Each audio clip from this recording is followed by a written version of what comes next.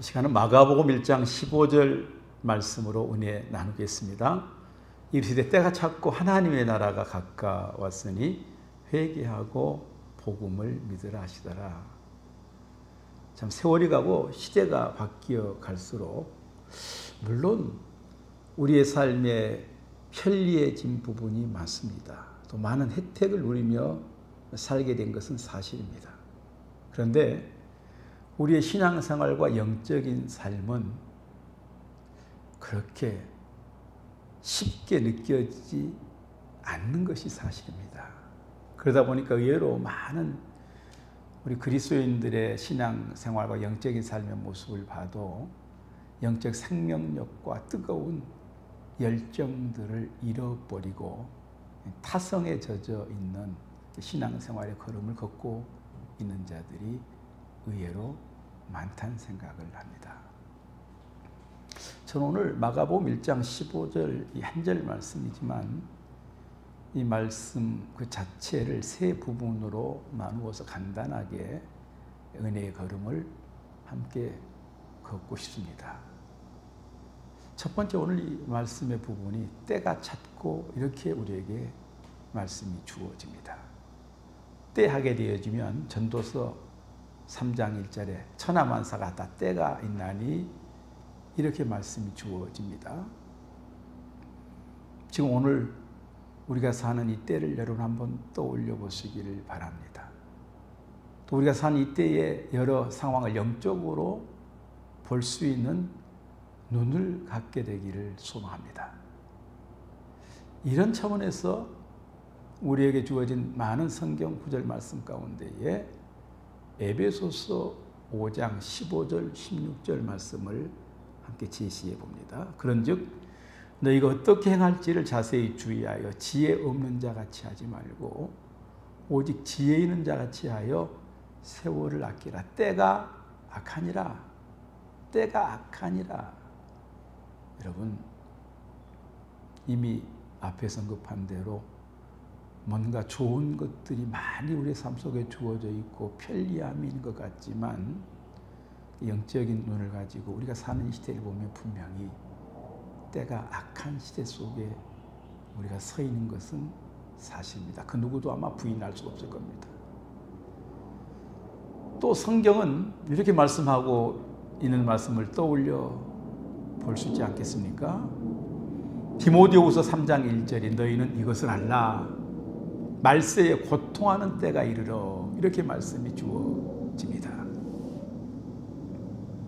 말세에 고통하는 때. 참 의학이 많이 발달되어 있고 의술이 발달되어 있습니다. 좋은 병원들이 있습니다. 그런데도 의외로 많은 사람들이 질병 때문에도 고통받고 아파하는 사람들도 참 많은 것이 사실입니다. 최근에 여러분 많은 세계가 우리나라도 이제 기후 변화로 인한 여러 가지 어려움의 상황들을 우리가 피부적으로 느끼는 현실이 우리에게 주어졌습니다.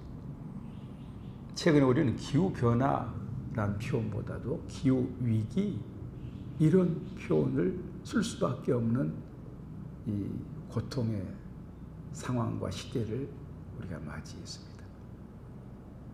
때가 찼다. 이 찼고라고 하는 말씀을 이렇게 원어 헬라어로 보니까 엥기조 이런 단어가 쓰였습니다. 이 의미는 접근하다라는 의미가 가깝습니다. 결국 하나님의 나라가 도래했다, 임박했음을 나타내주고 있는 겁니다. 여러분 점점 마지막 때가 가까워 오고 있는 것이 사실입니다. 그리고 오늘 본문에서 두 번째 우리가 함께 나누어 볼 수 있는 말씀의 부분이 하나님의 나라가 가까웠으니 라고 하는 부분입니다. 하나님의 나라는 성경의 핵심 내용이요 주제입니다. 공간복음에서 예수님의 가르치심의 핵심입니다. 이미 우리가 이런 의미를 잘 알고 있겠지만 하나님의 나라는 어떤 장소적인 개념이라기보다도 하나님의 나라는 하나님의 통치 그리고 하나님의 영적 지배의 영역이다라고 우리는 확신할 수 있어야 합니다. 여러분, 우리가 주기도문 가운데도 보면 마태복음 6장 10절에 나라가 임하옵시며 라고 기도하는 제목이 떠올려집니다. 여러분, 우리 안에 하나님의 통치, 다스림이 있기를 소망합니다. 하나님의 나라가 임하기를 축복합니다. 그래서 누가복음 17장 20절, 21절에 보면 예수님은 바리새인들의 물음에 이렇게 말씀했습니다. 하나님의 나라는 볼 수 있게 임하는 것이 아니요 또 여기 있다 저기 있다 하지도 못하리니 하나님의 나라는 너희 안에 있느니라. 하나님의 나라는 너희 안에 있느니라. 때가 찼습니다. 이 땅에 예수 그리스도가 보내졌습니다. 예수 그리스도를 통한 하나님의 나라가 우리 안에 세워져야 합니다. 여러분, 저는 이 말씀이 번뜩 떠올려집니다. 익숙한 성경 구절입니다. 요한복음 14장 6절 내가 곧 길이요 진리요 생명이니 나로 말미암지 않고는 아버지께 올 자가 없느니라.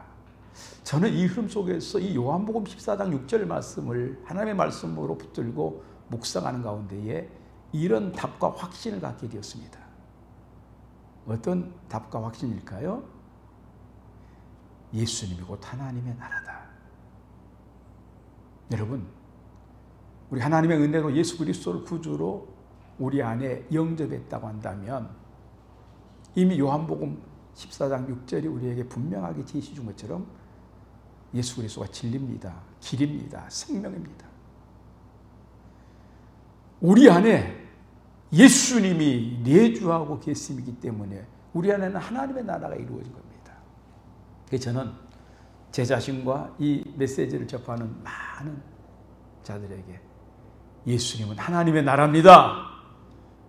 이렇게 아주 힘주어서 선포하고 예수 그리스도를 통한 하나님의 나라 확장, 하나님의 나라를 세워가는 행복자 되기를 소망합니다. 그리고 요한계시록 21장 7절에 이기는 자는 이것들을 상속으로 받으리라. 나는 그의 하나님이 되고 그는 내 아들이 되리라. 참 얼마나 귀한 축복의 말씀입니까? 그리고 세 번째, 오늘 마가복음 1장 15절 말씀 뒷부분에 보면 회개하고 복음을 믿으라 라는 부분입니다. 여러분, 회개는 부끄러운 게 아닙니다. 또 회개를 너무 막연하게 생각하지도 마십시오. 저는 이 회개하고 복음을 믿으라 이 부분을 같이 이 말씀 산책을 통해서 은혜 나누면서 이렇게 한번 정리해 보았습니다. 회개는 죄를 고백하는 것이다. 회개는 죄를 고백하는 것이다. 여러분, 요한일서 1장 8절 말씀 이후에 보면 우리가 우리 죄를 자백하면 그는 미쁘시고 의로우사라고 하는 말씀 떠올려지지 않습니까? 죄를 철저하게 고백하는 회개의 과정이 있어야 합니다. 또 누가복음 5장 8절에도 보면 시몬 베드로가 이를 보고 예수의 무릎 아래에 엎드려 이르되 주여 나를 떠나소서 나는 죄인이로소이다. 이런 누가복음 5장의 말씀 보면 아마 베드로가 밤새 그물을 던져 고기를 잡았지만 한 마리도 잡지 못한 그 상황 속에서 예수님이 베드로를 찾아갑니다. 예수가 베드로를 만납니다. 그 가운데 우리 주님 말씀합니다.